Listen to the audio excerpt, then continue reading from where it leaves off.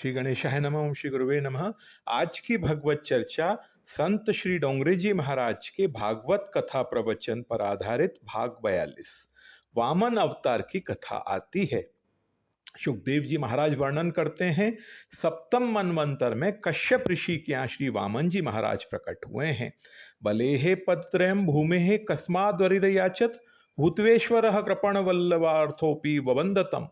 परीक्षित महाराज ने प्रश्न किया है, परमात्मा बलि राजा के यहाँ भिक्षा मांगने गए, इसका क्या कारण है? सुखदेव जी महाराज वर्णन करते हैं, श्रवण करो। शुक्राचार्यों को दैत्यों ने गुरु माना है, शुक्राचार्य की बहुत सेवा की है। शुक्राचार्य जी ने बलि राजा के हाथ से विश्वजीत नाम का यज्ञ करवाया।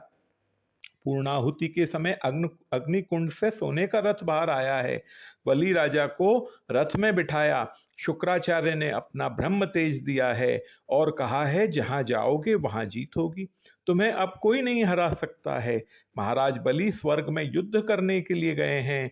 बलि राजा की जीत हुई है, स्वर्ग का राज्य बलि को मिला है। जो शुक्राचार्य की सेवा करता है उसका बल बढ़ जाता है। शरीर में जो शक्ति है उसी को शुक्र कहते हैं।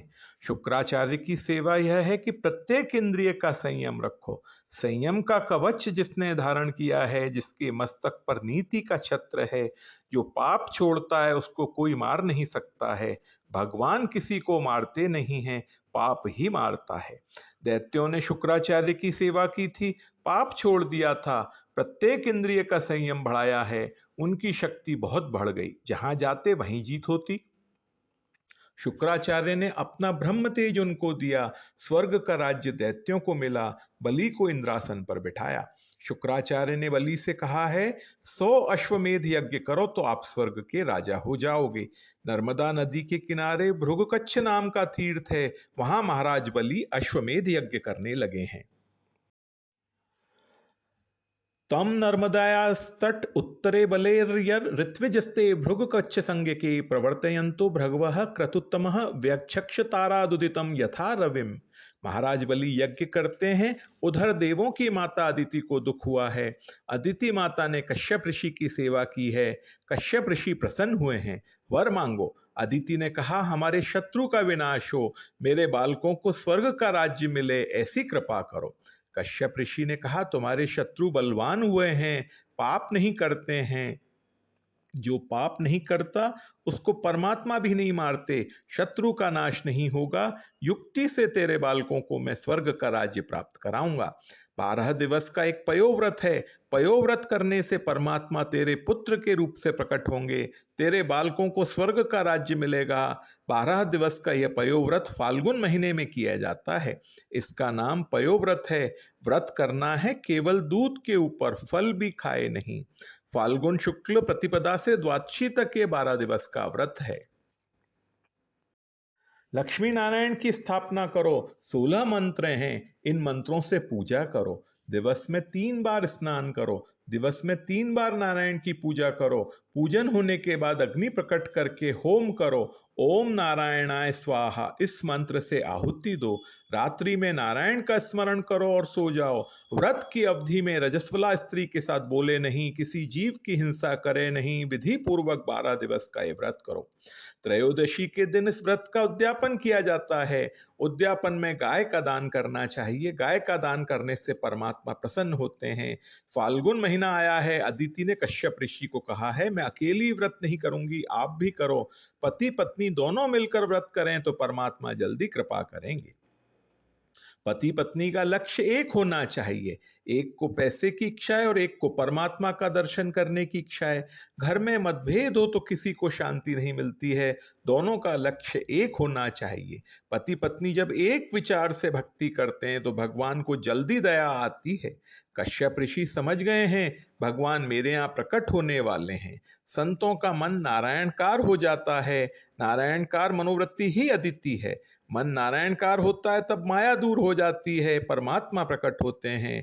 अदिति माता के पेट में गर्भ रहा है, परमानंद हुआ है, 9 मास परिपूर्ण हुए हैं। मध्याह्न काल में कश्यप ऋषि मध्याह्न संध्या करने के लिए गंगा किनारे गए थे। एकांत में अदिति माता को भगवान का दर्शन करने की तीव्र इच्छा हुई। दर्शन की जब बहुत आतुरता होती है तभी अवतार होता है। परम पवित्र समय प्राप्त हुआ है, दसों दिशाएं प्रसन्न हुई हैं, मंद मंद मधुर सुगंधित वायु बहने लगी है। आज ब्राह्मणों को अतिशय प्रसन्नता है, हमारे घर में भगवान आने वाले हैं। अग्निहोत्री ब्राह्मणों के घर में अग्नि कुंड में जो अग्निदेव हैं वे बाहर आते हैं। नारायण के दर्शन की तीव्र इच्छा है। परम पवित्र भाद्र मास शुक्ल पक्ष द्वादशी तिथि, जिसको महापुरुष विजया द्वादशी कहते हैं, मध्यान्ह काल में अभिजीत मुहूर्त में माता अदिति के सम्मुख शंख चक्र गदा पद्मधारी चतुर्भुज नारायण प्रकट हुए हैं। अदिति माता दिव्य प्रकाश में भगवान का दर्शन करती हैं। आनंद हुआ है, देवों ने उस समय पुष्प वृष्टि की है, जय जयकार किया है। बोलो वामन भगवान की जय। भगवान जिसके ऊपर कृपा करते हैं उसको घर में ही सत्संग देते हैं। गृहस्थ आश्रम भक्ति में बाधक नहीं है, गृहस्थ आश्रम भक्ति में साधक है। विरक्त साधु सन्यासी महात्मा नारायण के स्वरूप हैं, सबसे श्रेष्ठ हैं। कभी कभी गृहस्थ आश्रम सन्यास से भी श्रेष्ठ हो जाता है। किसी साधु सन्यासी के मठ में भगवान का कोई भी अवतार नहीं हुआ है, भगवान के सभी अवतार गृहस्थ के घर में हुए हैं। साधु सन्यासी महात्मा ब्रह्म चिंतन करते हुए ब्रह्म रूप हो जाते हैं, अच्छा है। किंतु गृहस्थ आश्रम में ऐसी शक्ति है, ब्रह्म को परमात्मा को बालक बना लेता है। भगवान जिसके ऊपर कृपा करते हैं उसको घर में ही सत्संग देते हैं। गृहस्थ आश्रम भक्ति में बाधक नहीं है, गृहस्थ आश्रम भक्ति में साधक है। विरक्त साधु सन्यासी महात्मा नारायण के स्वरूप हैं, सबसे श्रेष्ठ हैं। कभी कभी गृहस्थ आश्रम सन्यास से भी श्रेष्ठ हो जाता है। किसी साधु सन्यासी के मठ में भगवान का कोई भी अवतार नहीं हुआ है, भगवान के सभी अवतार गृहस्थ के घर में हुए हैं। साधु सन्यासी महात्मा ब्रह्म चिंतन करते हुए ब्रह्म रूप हो जाते हैं, अच्छा है। किंतु गृहस्थ आश्रम में ऐसी शक्ति है, ब्रह्म को परमात्मा को बालक बना लेता है। आज भी किसी का गृहस्थ आश्रम कश्यप और अदिति का जैसा हो तो आज भी भगवान प्रकट होने के लिए तैयार हैं। जो देह को नहीं देखता है, जो देह में विराजमान देव को देखता है, उसी को कश्यप ऋषि कहते हैं। देखने लायक देव है, देह की शोभा देव से है। जो प्रत्येक में भगवान को देखता है उसी को कश्यप कहते हैं। विवेक से व्यवहार करो, मन परमात्मा का ध्यान करने के लिए दिया है। जितने पाप होते हैं संसार का ध्यान करने से होते हैं। पाप उसी का छूटता है जो संसार का ध्यान कभी करता नहीं। मानव विचार करता नहीं है मन से मैं क्या करता हूं। भगवान की भक्ति न हो तो पाप होगा। मानव जिस इंद्रिय से भक्ति नहीं करता उस इंद्रिय से पाप होता है। मन विषयों का चिंतन करता है, मन विषयों का चिंतन छोड़े परमात्मा का स्मरण करे। व्रत करने से मन नारायणकार होता है। मन ही मित्र है, मन ही शत्रु है। मन खराब विचार करे तो मन शत्रु हो जाता है, मन पवित्र विचार करे तो मन ही मित्र हो जाता है। भगवान के स्मरण में दर्शन में तन्मय होना है, इसीलिए व्रत है। नारायण का घर में स्थापन करो, नारायण की प्रेम से पूजा करो, नारायण का सुंदर श्रृंगार करो, नारायण का दर्शन सतत करो। दर्शन में जिसको तृप्ति होती है उसकी भक्ति कच्ची है। भगवान का स्वरूप अति सुंदर है, जब दर्शन करो तब दर्शन में नवीन आनंद आएगा। हृदय पिघलता है भगवान का दर्शन करता हुआ मानव आंख से भगवान को अंदर ले जाए। अंदर के भगवान और बाहर के भगवान जब एक होते हैं तब प्रभु का प्राकट्य होता है। सुखदेव जी महाराज वर्णन करते हैं, अंदर जो नारायण है उनका नाम अंतर्यामी नारायण है। आप जो घर में नारायण का स्वरूप स्थापन करके पूजा करते हैं उनका नाम है अर्चा स्वरूप नारायण। अर्चा स्वरूप नारायण और अंतर्यामी नारायण दोनों जब एक होते हैं तभी माया का पर्दा दूर होता है। सर्वव्यापी परमात्मा माया के आवरण में ढके हुए हैं। माया का आवरण जब दूर होता है तभी जीव को परमात्मा का अनुभव होता है। मन जब नारायणकार होता है तभी माया का पर्दा दूर होता है। कश्यप और अदिति ने 12 दिवस तक पयोव्रत किया था, दूध के ऊपर रहे थे। नारायण का ध्यान, नारायण की पूजा, नारायण का स्मरण सतत करने से उनका मन नारायणकार हो गया था। मन नारायणकार हुआ तब माया का पर्दा दूर हो गया और श्री वामन जी महाराज का प्राकट्य हुआ। ब्राह्मण का बालक 7 वर्ष का हो तब उसको जनेऊ देना चाहिए। जनेऊ के समय में जीव का ब्रह्म संबंध होता है। जनेऊ में ब्राह्मण वेद मंत्र बोलते हैं।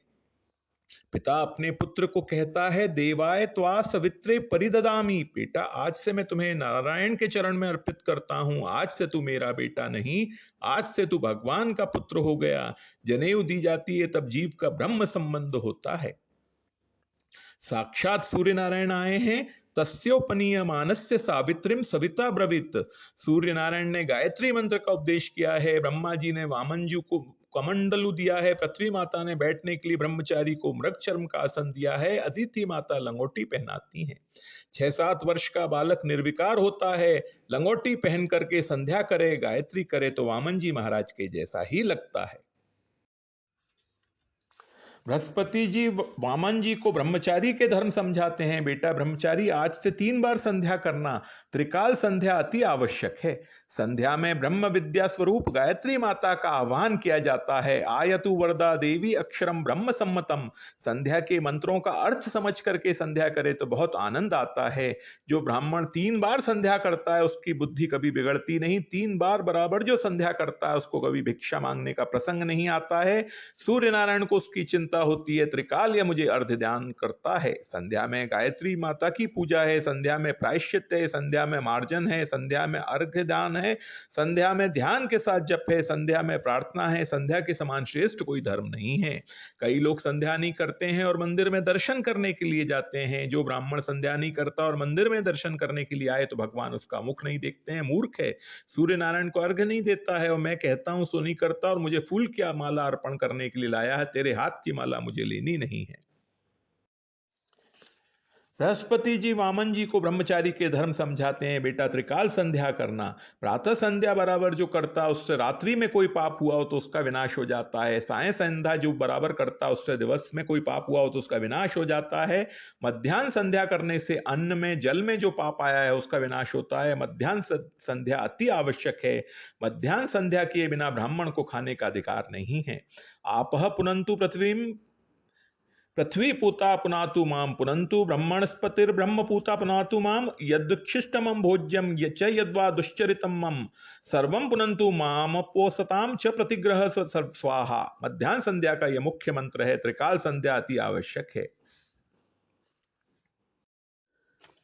बृहस्पति जी वामन जी को समझाते हैं, बेटा स्त्री में मातृ भाव रखना, स्त्री के चरण में नजर रखना, स्त्री के मुख में, स्त्री के केश में काम का निवास होता है। स्त्री मुख को ताकना नहीं, स्त्री के चरण में दृष्टि रखना। बेटा सावधान रहना, माया में बहुत जोर है। माया बड़े बड़े ज्ञानी योगियों को भी भुला देती है। ब्रह्मचारी के धर्म समझाए हैं। आज से घर में भोजन करना नहीं है, मधुकरी मांगना है। मधुकरी में जो कुछ मिले वह गुरुदेव को अर्पण करना है। गुरुदेव जो आज्ञा दें वही खाना है। दूध भात है, दूध रोटी है, सादा भोजन जो करता है वही संयम रख सकता है। भक्ति का अर्थ यह है कि भगवान के स्वरूप को हृदय में स्थिर करना है। जिसके मन में संसार के चित्र फंस गए हैं वहां भगवान का स्वरूप कैसे स्थिर होगा। बेटा सावधान रहना, आज से तू ब्रह्मचारी हुआ है। वामन जी महाराज संध्या करते हैं, अग्नि में आहुति देते हैं। उसी समय साक्षात माता पार्वती जी वहां आई हैं। माता पार्वती जी को वामन जी महाराज वंदन करते हैं और कहा है, मां मुझको भिक्षा दो। माता पार्वती जी बटुक वेशधारी वामन भगवान को भिक्षा देती हैं। बटुक वामन जी भिक्षा गुरुदेव को अर्पित करते हैं। गुरुदेव ने कहा, बेटा मेरा परिवार बहुत बड़ा है, यह भिक्षा तो थोड़ी सी है, मुझे अधिक भिक्षा की जरूरत है। वामन जी ने कहा, गुरुजी मुझे आप किसी बड़े यजमान का परिचय बताएं तो मैं अधिक भिक्षा ले आऊं। गुरुजी ने कहा, अरे बड़े यजमान तो बलि महाराज हैं, वे नर्मदा नदी के तट पर बड़ा यज्ञ कर रहे हैं, तुम वहां जाओ। आज की भगवत चर्चा यहीं तक। ओम श्री गुरुवे नमः। श्री गणेशाय नमः। ओम श्री गुरुवे नमः। आज की भगवत चर्चा संत श्री डोंगरे जी महाराज के भागवत कथा प्रवचन पर आधारित भाग 43। राजा बलि की यज्ञशाला में वामन भगवान का आगमन। वामन वेशधारी भगवान दौड़ते हुए राजा बलि की यज्ञशाला में गए हैं। सभी लोग वामन जी का दर्शन करते हैं। श्री अंग मेघ के जैसा श्याम है, लंगोटी पहने हुए हैं, दूसरा कोई वस्त्र नहीं है, हाथ में कमंडलू है, हाँ आंख में तेज है। यह कोई साधारण ब्रह्मचारी नहीं है। स्वागतम स्वागतम स्वागत किया है, सुंदर आसन दिया है।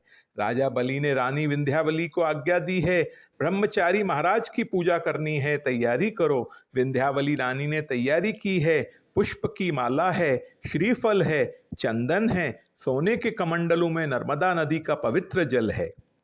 विंध्यावली रानी के साथ उनकी सखियां भी आई हैं, वामन जी का दर्शन करती हैं। अरे सखी, इस ब्रह्मचारी की माँ ने बहुत बहुत पुण्य किए हैं। ऐसा बालक जिसकी गोद में खेलता हो, उस माँ को कैसा आनंद होता होगा। ऐसा बालक मैंने कभी देखा नहीं है। रानी विंध्यावली वामन जी महाराज के चरणों में जल अर्पण करती हैं। बलि महाराज धीरे धीरे चरणों की सेवा करते हैं। वामन जी के चरण अति कोमल हैं, चरणों में स्वास्तिक का कमल का चिन्ह है, चरणों के नख रत्न के जैसे हैं। बलि महाराज को वामन जी के नख में अपना मुख दिखता है। बलि राजा ने वामन जी के चरणों का तीर्थ अपने मुख में मस्तक पर धारण किया है। उस समय ब्राह्मण वेद मंत्र बोलने लगे हैं। ऋग्वेद यजुर्वेद के मंत्रोच्चार के साथ बलि राजा ने वामन जी का चरण तीर्थ मुख में रखा है।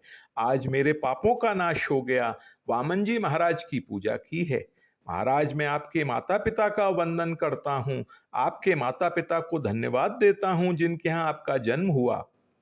आपके माता पिता बड़े पुण्यशाली होने चाहिए। मैंने बहुत से ब्राह्मणों की पूजा की है। महाराज, आपके जैसा ब्राह्मण मैंने नहीं देखा। मैं तो ऐसा मानता हूं कि संसार में जितने ब्रह्म तेजस्वी ब्राह्मण हैं, उन सभी ब्राह्मणों का ब्रह्म तेज मिलाकर के ही आपका शरीर बना है। तेजोमय आपका शरीर है। ब्रह्मर्षिणाम तपः साक्षान् मन्ये त्वार्य वपुर्धरम। तेजोमय श्री अंग है। आज आपके चरणों का तीर्थ मुझे मिला है। मैं मानता हूं मेरे सभी पापों का नाश हो गया। आज मैं पवित्र हो गया। आज मेरा जीवन सफल हुआ, मेरा यज्ञ सफल हुआ। हे ब्रह्मचारी महाराज, आपने बहुत कृपा की है। आपका दर्शन करने के बाद मेरे हृदय में ऐसा प्रेम हो गया है कि मैं अपना राज्य आपको अर्पण कर दूं। वामन जी महाराज मन ही मन बोले हैं कि तेरा सब कुछ लेने के लिए ही मैं वामन होकर के आया हूं। राजा बलि ने पुनः कहा, महाराज संकोच रखना नहीं, मांगो जो मांगोगे वह मैं आपको अर्पण करूंगा। स्वर्ण का दान करूं, भूमि का दान करूं। महाराज, आपकी इच्छा यदि लग्न करने की हो तो मैं कन्यादान करने के लिए भी तैयार हूं। ऐसा दामाद मुझे कहाँ मिलने वाला है। आपके जैसा मैंने देखा नहीं है। कन्यादान करूं, जो मांगो सो मैं आपको दूंगा।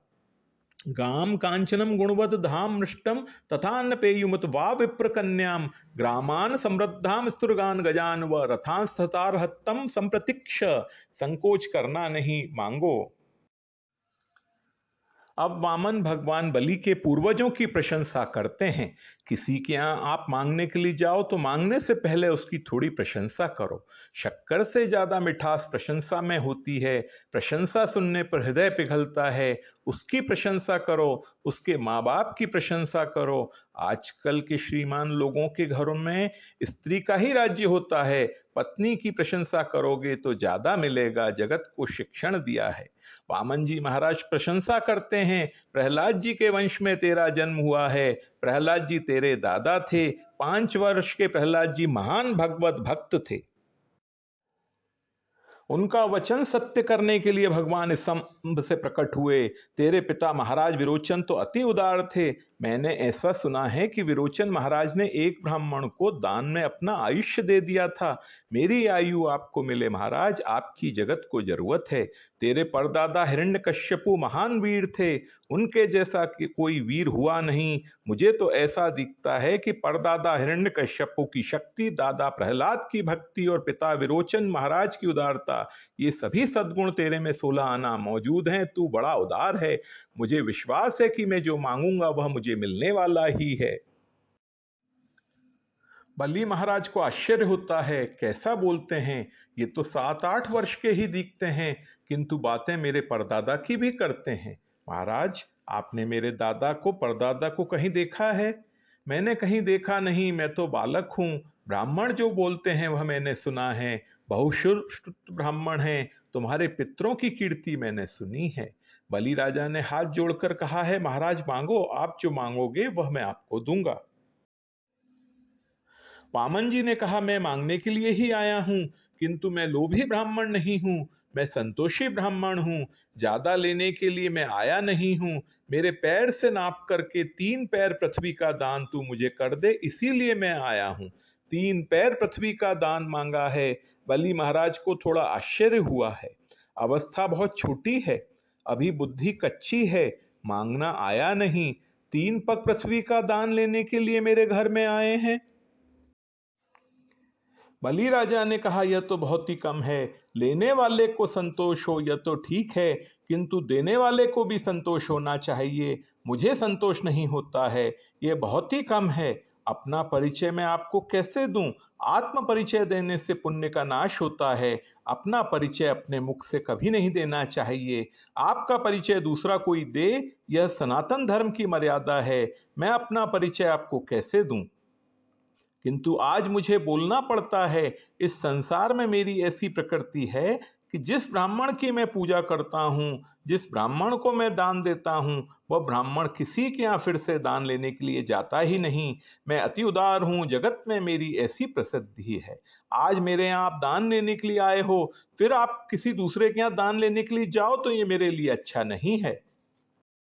आप जो मांगते हो यह बहुत ही कम है। महाराज, आपके मुख पर तेज है। आप लोभी ब्राह्मण नहीं हैं, आप संतोषी हैं। 3 पैर पृथ्वी से क्या होने वाला है? अभी आप छोटे हैं। लगन होने के बाद पैसे के लिए कुछ प्रवृत्ति करनी पड़ेगी। आपके जैसे तपस्वी ब्राह्मण को संध्या गायत्री छोड़ करके पैसे के लिए प्रवृत्ति करने में बड़ा दुख होगा। 3 पैर पृथ्वी से क्या होगा? मैं आपको 3 गांव देने के लिए तैयार हूं। आपके कुटुंब का अच्छी तरह से पोषण हो। आप दिन भर गायत्री का जप करो, ध्यान करो, जप करो। आप बड़े तपस्वी लगते हैं। तपश्चर्या छोड़ करके पैसे के लिए प्रवृत्ति करने में आपको बड़ा दुख होगा। यह आपने बहुत ही कम मांगा है, आप ज्यादा कुछ मांग लीजिए। वामन जी ने स्मित हास्य किया और कहा, राजा तू तो ज्यादा देने को तैयार है, किंतु मेरे को तो विचार करना चाहिए। अति संग्रह के लिए जो दान लेता है उसके पुण्य का नाश हो जाता है। अति संग्रह करने के लिए जो दान लेता है उसके मस्तक में यजमान का पाप आता है। शास्त्रों में ऐसा वर्णन है कि क्षत्रिय और वैश्य थोड़ा लोभ करे तो ये क्षम्य है, किंतु साधु और ब्राह्मण लोभ करे तो ये भगवान को अच्छा नहीं लगता। ब्राह्मण के जीवन में संतोष होना चाहिए। लोभ से लोभ बढ़ता है। बड़े से बड़े राजा लोग लोभ से ही पाप करते थे, ऐसा मैंने सुना है। ज्यादा लेकर के मैं क्या करूंगा? आज तक मैं किसी के घर दान लेने के लिए गया ही नहीं। आज ही तेरे घर में दान लेने के लिए आया हूं। एक गृहस्थ के चबूतरे पर बैठ करके मैं संध्या करता था।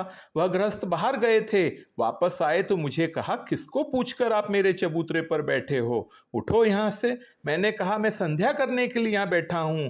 वह बोले, मैं आपको नहीं जानता, उठ जाओ यहां से। मुझे उठना पड़ा। संध्या में गायत्री में विक्षेप हुआ। मैंने ऐसा विचार किया कि अपने मालकानी की जगह हो तो दिन भर जप करूं, कोई मुझे उठाए नहीं। तुम्हारी भूमि पर बैठकर मुझे गायत्री का पुरस्चरण करना है, ज्यादा लेकर के मैं क्या करूंगा? बलि राजा को आनंद होता है, ऐसा तपस्वी ब्राह्मण मेरी जगह पर बैठकर गायत्री जप करेगा तो मेरा उद्धार हो जाएगा। बलि राजा को थोड़ा अभिमान था कि मैं बड़ा उदार हूं। वामन जी ने कहा, राजा तू बड़ा उदार तो है, किंतु याद रखना कि मेरे जैसा दान लेने वाला भी तुम्हें जगत में नहीं मिलेगा। तू तो बहुत देता है, किंतु मुझे लेना नहीं है। मैं संतोषी ब्राह्मण हूं। बलि राजा को आश्चर्य होता है, ऐसे संतोषी ब्राह्मण हैं, इसीलिए यह पृथ्वी टिकी हुई है। जगत में पाप बहुत बढ़ गया है, सती स्त्री और संत पृथ्वी को टिकाए हुए हैं। राजा बलि विचार करते हैं, माना कि अवस्था बहुत छोटी है, किंतु ज्ञान कैसा है। ऐसे तपस्वी ब्राह्मण हैं, इसीलिए पृथ्वी टिकी है। हाथ जोड़ करके कहा, महाराज धन्य है, आप ज्यादा कुछ नहीं लेंगे। आपकी इच्छा अनुसार आज 3 पैर पृथ्वी का मैं दान करता हूं। मुझे संतोष नहीं है, यह बहुत ही कम है। मेरी प्रार्थना है कि आपको किसी भी वस्तु की जरूरत हो तो मेरे घर में आना। इस घर में जो कुछ है वह सब आपका ही है, आपके आशीर्वाद से है। फिर से मेरे घर में आना, फिर से मैं आपकी सेवा करूंगा। आज मुझे संतोष हुआ नहीं है। वामन जी ने स्मित हास्य किया और बलि राजा से कहा, आज 3 पग पृथ्वी का दान करके दे, फिर वार्तालाप होगा। ज्यादा बात करने की क्या जरूरत है? आज 3 पग पृथ्वी का दान कर दे। आज की भगवत चर्चा यहीं तक। ओम श्री गुरुवे नमः। श्री गणेशाय नमः। ओम श्री गुरुवे नमः। आज की भगवत चर्चा संत श्री डोंगरे जी महाराज के भागवत कथा प्रवचन पर आधारित भाग 44, शुक्राचार्य का बलि को दान देने से मना करना। राजा बलि दान का संकल्प करने के लिए तैयार हुए हैं। यज्ञशाला में शुक्राचार्य विराजमान थे। शुक्राचार्य बड़े ज्ञानी हैं, तपस्वी हैं। शुक्राचार्य समझ गए ये कोई साधारण ब्राह्मण नहीं है। एष वैरोचनी साक्षात भगवान विष्णुर्व्यः कश्यपाददिते जो जातो देवानाम कार्य साधक। शुक्राचार्य राजा बलि को सावधान करते हैं, यह ब्रह्मचारी जैसा दिखता है वैसा नहीं है। यह कौन है, कैसा है, मैं जानता हूं। अभी तो बाल स्वरूप प्रकट किया है, पृथ्वी को नापते नापते विराट स्वरूप दिखाएगा। इसके 3 पैर कैसे हैं मैं जानता हूं, तू नहीं जानता। ये साक्षात भगवान महाविष्णु आए हैं। 2 पैर में तेरा सब राज्य आ जाएगा, तीसरा पैर रखने की जगह नहीं रहेगी, तुम्हें पाताल में धकेल देगा। मैं इसको पहचानता हूं। दान विवेक से देना चाहिए। स्नान करने से तन की शुद्धि होती है, दान देने से धन की शुद्धि होती है और परमात्मा का ध्यान करने से मन की शुद्धि होती है। श्रीमान लोग बहुत दान देते हैं, ठीक है, मन शुद्ध नहीं होता है। दान से मन की शुद्धि नहीं होती, दान से धन की शुद्धि होती है।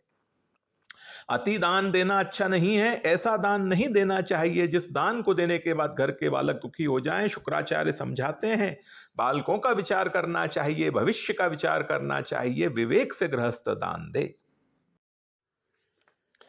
पैसा लक्ष्मी का स्वरूप है। लक्ष्मी का अनादर हो तो लक्ष्मी जी श्राप देती हैं। लोक सुख में, भोग विलास में थोड़ा धन भले ही जाए, कामाए शब्द भागवत में लिखा है, थोड़ा धन संग्रह करना ही चाहिए। वृद्धावस्था में पुत्र के पास मांगने का प्रसंग ना आए।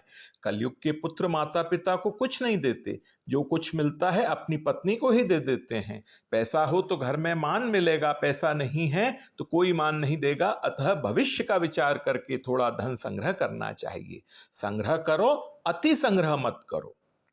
शुक्राचार्य ने बलि राजा को समझाया है, यह ब्रह्मचारी जैसा दिखता है वैसा है नहीं, यह साक्षात महाविष्णु है। विराट स्वरूप प्रकट करेगा। 2 पैर में तेरा सब राज्य आ जाएगा, तीसरा पैर रखने की जगह ही नहीं रहेगी। राजा बलि ने कहा, महाराज मैंने वाणी से तो दान दे दिया है, अब केवल जल छोड़ना बाकी है। मैंने उनको कहा है आप जो मांगोगे सो दूंगा। वाणी से दान दिया है, जल नहीं छोड़ा है। मुझे झूठ बोलने का पाप लगेगा, असत्य के समान कोई पाप नहीं है। शुक्राचार्य समझाते हैं, अति दुख में, प्राण संकट में थोड़ा झूठ बोलना चाहिए, वह दोष नहीं माना जाता है। सुखदेव जी महाराज ने ऐसा नहीं कहा है। यह बोलते हैं राक्षसों के गुरु शुक्राचार्य जी महाराज। स्त्रीशुर नर्म विवाहे च वृत्यर्थे प्राण संकटे गो ब्राह्मणार्थे हिंसायाम नानतम स्याज्यु गुप्सितम। अति दुख में, प्राण संकट में थोड़ा झूठ बोले तो क्षम्य है। गायों के लिए, ब्राह्मणों के लिए, गरीब के लिए झूठ बोले तो यह क्षम्य है। किसी का लग्न होता हो तो लग्न में थोड़ा झूठ बोले वह क्षम्य है। शुक्राचार्य जी राजा बलि को समझाते हैं, अब तू दरिद्री हो जाएगा। इस ब्राह्मण को तू 3 पैर पृथ्वी का दान करेगा तो याद रखना तुम्हें बैठने की जगह भी नहीं रहेगी, यह विराट स्वरूप प्रकट करेगा। बलि महाराज ने बार बार शुक्राचार्य जी का वंदन किया और कहा, हे गुरुदेव आपने मुझे बहुत सुंदर उपदेश दिया है, किंतु मैं क्या करूं, मेरा मन नहीं मानता है। मैं वैष्णव हूं, प्रहलाद जी के वंश का बालक हूं। वैष्णव तो भगवान के चरणों में सर्वस्व अर्पण करते हैं। वैष्णव गले में तुलसी के माला धारण करते हैं। इसका अर्थ यह है कि यह शरीर भी अब श्री कृष्ण को अर्पण हुआ है। यह शरीर अब भोग के लिए नहीं है, यह शरीर भक्ति के लिए है, यह शरीर परोपकार के लिए है। जिस वस्तु में तुलसी पत्र रखते हैं वह श्री कृष्णार्पण हो जाती है। उसी प्रकार अब मैंने तुलसी की माला धारण कर ली। अब मेरा ये शरीर भोग के लिए नहीं है, भक्ति के लिए है, परोपकार के लिए है। मैं वैष्णव हूं, प्रहलाद जी के वंश का बालक हूं। मेरा ऐसा नियम है कि भगवान की सेवा करने के बाद ठाकुर जी के चरणों में तुलसी जी अर्पण करता हूं और कहता हूं, प्रभु मैं शरण में आया हूं। मेरा शरीर, इंद्रिय, प्राण सब कुछ आपके चरणों में अर्पित है, मैं आपका हूं। हे गुरुदेव, अभी तक तो मैं ऐसा ही मान रहा था कि कोई ब्राह्मण मेरे यहाँ मांगने के लिए आया है। अब आपने मुझे कहा है यह कोई साधारण ब्राह्मण नहीं है, ये तो परमात्मा नारायण है। अब तो मैं अपना सर्वस्व परमात्मा को अर्पण करूंगा। भगवान को सर्वस्व अर्पण करने के बाद मैं दरिद्री हो जाऊंगा तो भी मुझे शांति रहेगी। संपत्ति का जिसने सदुपयोग किया है उसको विपत्ति में भी शांति मिलती है। संपत्ति का जो दुरुपयोग करता है उसको संपत्ति रहने पर भी शांति नहीं मिलती है। जगत में मेरी ऐसी कीर्ति तो रहेगी, लोग मेरी प्रशंसा करेंगे कि राजा बलि ने सर्वस्व दान किया। राजा बलि कहते हैं, गुरुदेव दान देने से जगत में मेरी कीर्ति रहेगी, लोग मेरी प्रशंसा करेंगे, आप संकल्प कराएं। शुक्राचार्य जी ने कहा, मैं संकल्प नहीं कराऊंगा, मुझे दिखता है कि मेरा यजमान दरिद्र हो जाएगा। यजमान के हित का जो विचार करता है उसी को पुरोहित कहते हैं। अब तू दरिद्र हो जाएगा, मेरी बात मानता नहीं है, मैं संकल्प नहीं कराऊंगा। तब वामन जी ने कहा है, राजा मैं सब कुछ पढ़ करके आया हूं, मैं संकल्प करा दूंगा। वामन जी महाराज संकल्प कराते हैं, तिथि नक्षत्र का उच्चारण किया है, एवं ग्रह गुण गण विशेषण विशिष्टायाम शुभ पुण्य तिथो महाविष्णु स्वरूपेणे ब्राह्मणाय त्रिपदाम भूमिम दातुम महमृत सज्जे। दान का संकल्प बोलते हैं, दान लेने वाले भगवान महाविष्णु हैं, नारायण इस स्वरूप से दान लेने के लिए आए हैं, महाविष्णु स्वरूपेणे ब्राह्मणाय संकल्प बोले हैं। वामन जी ने बलि राजा से कहा है, अपने कमंडलू से थोड़ा जल मेरे हाथ में दे दो, दान का संकल्प परिपूर्ण हो गया। बलि महाराज कमंडलू को टेढ़ा करते हैं, जल बाहर आता नहीं है। शुक्राचार्य अंदर जाकर के बैठे थे, वामन जी समझ गए हैं। ब्रह्मचारी दर्भ लेके आए थे, एक दर्भ की शलाका अंदर गाड़ी है, शुक्राचार्य की एक आंख फोड़ डाली है, दोनों आंखें नहीं फोड़ी। भगवान जब सजा देते हैं तो बहुत दया करके सजा देते हैं। न्यायाधीश दोषी को सजा देता है तो वह निष्ठुर होकर के सजा देता है।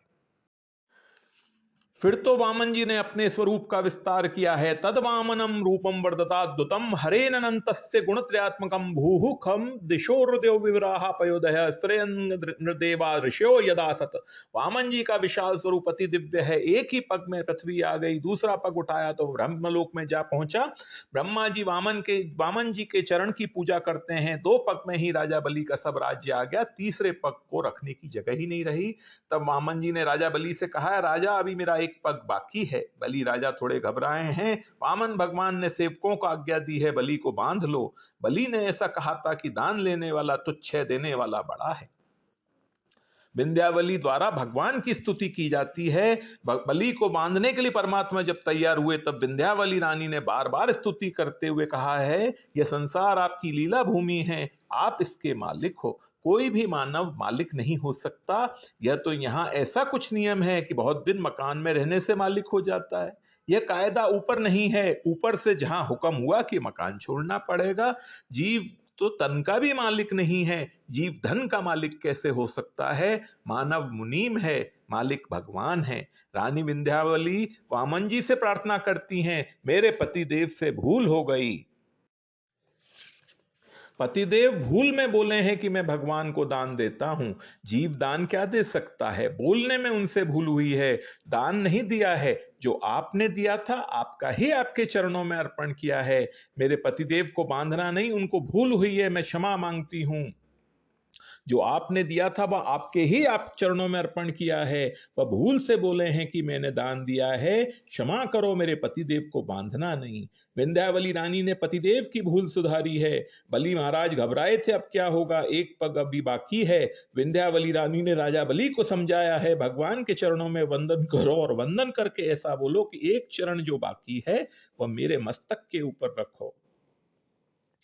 विंध्यावली रानी ने कहा है, भगवान के चरण में वंदन करो। बलि महाराज को अब भान हुआ है, परमात्मा को मैंने ऐसा कहा कि दान लेने वाला हल्का होता है और दान देने वाला बड़ा होता है। मेरी कितनी बड़ी भूल हो गई, भगवान ही इस स्वरूप से आए थे। महाराज बलि बारंबार वंदन करते हैं, मेरी भूल हो गई, मैंने आपको कुछ दान दिया ही नहीं है, मैं केवल वंदन करता हूं। एक पैर जो बाकी है सो मेरे मस्तक के ऊपर रख दो, मैं शरण में आया हूं। बलि के मस्तक के ऊपर भगवान ने चरण रखा है। तब देव गंधर्व जय जयकार करने लगे हैं, धन्य है राजा बलि को, बलि के उस मस्तक के ऊपर भगवान का चरण आया है। बलि कृतार्थ हुए हैं। वामन जी ने कहा, तूने मुझे सर्वस्व दिया है, मैं तुझे क्या दूं? पाताल का राज्य मैंने तुम्हें दिया है, स्वर्ग का राज्य देवों को देता हूं। तेरे द्वार पर आज से मैं खड़ा रहूंगा, मैं पहरा दूंगा। महाराज बलि पाताल में जाते हैं, प्रत्येक द्वार में चतुर्भुज नारायण का दर्शन होता है। जो तन मन धन से भगवान की सेवा, भगवान का स्मरण करता हुआ तन्मय होता है, उसके दरवाजे पर भगवान खड़े रहते हैं। शरीर ही जीवात्मा का घर है। शरीर घर में इंद्रिय द्वार हैं, आंख दरवाजा है, कान दरवाजा है। आंख में कृष्ण, कान में कृष्ण, इंद्रिय द्वार में भगवान विराजमान हो तो काम अंदर नहीं आ सकता है। जिस द्वार पर भगवान नहीं है उसी द्वार से काम अंदर घुस जाता है। ऐसा सादा और सात्विक जीवन होना चाहिए कि काम कभी अंदर आए ही नहीं, काम को अंदर आने का अवसर देना ही नहीं। राजा बलि के द्वार पर श्री वामन जी महाराज विराजमान हैं। जहां दृष्टि जाती है वहां नारायण का दर्शन होता है। राजा बलि ने विचार किया कि स्वर्ग से ज्यादा आनंद तो यही है। कृष्ण कथा सुनते हैं, कृष्ण कीर्तन करते हैं, सतत दर्शन करते हैं, यहाँ बहुत आनंद है। देवों को स्वर्ग का राज्य मिला, देवों को आनंद हुआ। राजा बलि को पाताल में परमात्मा का सतत दर्शन होता है। बलि को आनंद हुआ है, सभी को आनंद हुआ है। वैकुंठ में माता महालक्ष्मी नाराज हो गईं। माता जी अकेली हैं, अच्छा लगता नहीं है, मेरे भगवान कहाँ हैं? एक बार माता जी ने नारद जी से पूछा, नारद तू जानता है नारायण कहाँ विराजते हैं? नारद जी ने कहा, माता जी राजा बलि के यहाँ दान लेने के लिए गए थे, सो बंधन में आए हैं। बलि के द्वार में सिपाही होकर खड़े रहते हैं, बंधन में आए हैं। बलि ने उन्हें सर्वस्व का दान किया है। माता लक्ष्मी जी ने पूछा, वैकुंठ में कब आएंगे? नारद जी बोले, यह तो राजा बलि आज्ञा देंगे तभी आएंगे, नहीं तो नहीं आ सकते। माता जी को वैकुंठ में अच्छा लगता नहीं है। माता जी ने लीला की है, एक ब्राह्मण पत्नी का वेश धारण किया है, बहुत ही साधारण श्रृंगार है, राजा बलि के घर में आई हैं। बलि महाराज पहचान सके नहीं, ये कोई ब्राह्मण की पत्नी कुछ मांगने के लिए आई है ऐसा लगता है। लक्ष्मी जी ने कहा, जगत में मुझे कोई भाई नहीं है, मायके में जाने की इच्छा होती है, मैं कहाँ जाऊं? मेरे माता पिता नहीं, मुझे भाई भी नहीं है। मैंने ऐसा सुना है कि राजा बलि को कोई बहन नहीं है, मैं तुम्हारी धर्म की बहन होने के लिए आई हूं। माताजी श्रृंगार भले ही ना करें, उनका तेज कहाँ जाएगा? बलि महाराज दर्शन करते हैं, ये तो लक्ष्मी जी के जैसी लगती हैं, कोई साधारण स्त्री नहीं है। बलि महाराज ने वंदन किया है और कहा है, आज से मैं आपका छोटा भाई हूं, आप मेरी बड़ी बहन हैं, यही आपका मायका है, जरा भी संकोच रखना नहीं, यहीं रह जाओ।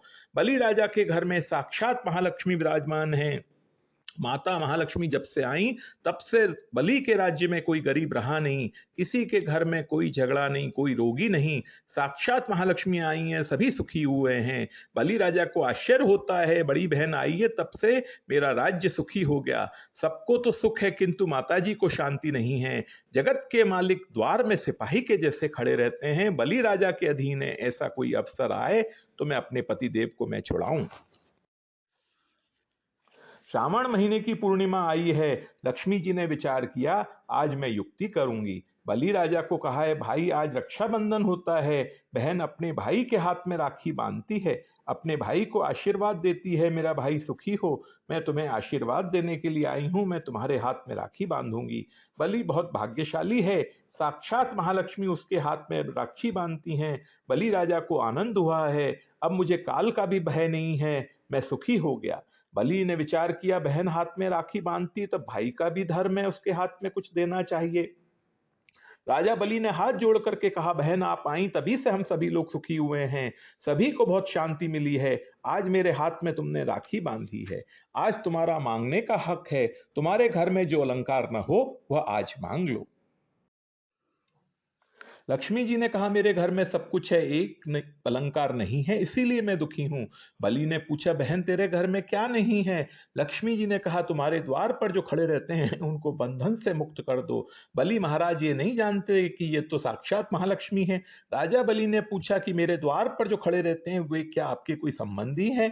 तभी चतुर्भुज से लक्ष्मी नारायण प्रकट हुए हैं। बलि राजा ने लक्ष्मी नारायण की पूजा की है, लक्ष्मी नारायण की प्रदक्षिणा की है, माता जी के चरणों में बारंबार वंदना की है। जो जगत की माता है उनको मैं बहन कहता था, मैं पहचान नहीं सका, मुझे पहले ही दिन क्यों नहीं कहा? मेरे अपराध को क्षमा करो।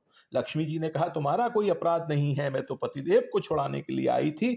बलि के बंधन से नारायण को छुड़ा करके लक्ष्मी जी वैकुंठ धाम में ले गई हैं। वामन चरित्र की कथा वक्ता श्रोताओं के पाप का विनाश करती है। पितृतिथि हो उस दिन वामन चरित्र की कथा सुनने से पितृगण बहुत प्रसन्न होते हैं, पितरों को आनंद होता है। 23वें अध्याय में वामन चरित्र की कथा समाप्त की है। अष्टम स्कंध का अंतिम अध्याय 24वां है। इस अध्याय में मत्स्य नारायण भगवान की कथा कही है। दक्षिण भारत में त्रिवेंद्रम है, त्रिवेंद्रम में कृतमाला नदी है, कृतमाला नदी के किनारे मत्स्य नारायण का प्राकट्य हुआ है। बोलो मत्स्य नारायण भगवान की जय। सत्यव्रत मनु महाराज वहां तपस्या करते थे। सत्यव्रत मनु महाराज कृतमाला नदी के किनारे निरंतर तपस्या करते थे। उनके हाथ में मत्स्य नारायण आए हैं, प्रलय काल में मत्स्य संहिता का उपदेश दिया है। जो सत्य के साथ स्नेह करता है उसका नाश नहीं होता है, सत्य ही नारायण है। मनु महाराज को उपदेश दिया है, अब अष्टम स्कंद की समाप्ति होती है। नवम स्कंद अगले सत्र में आरंभ करेंगे। आज की भगवत चर्चा यहीं तक। ओम श्री गुरुवे नमः।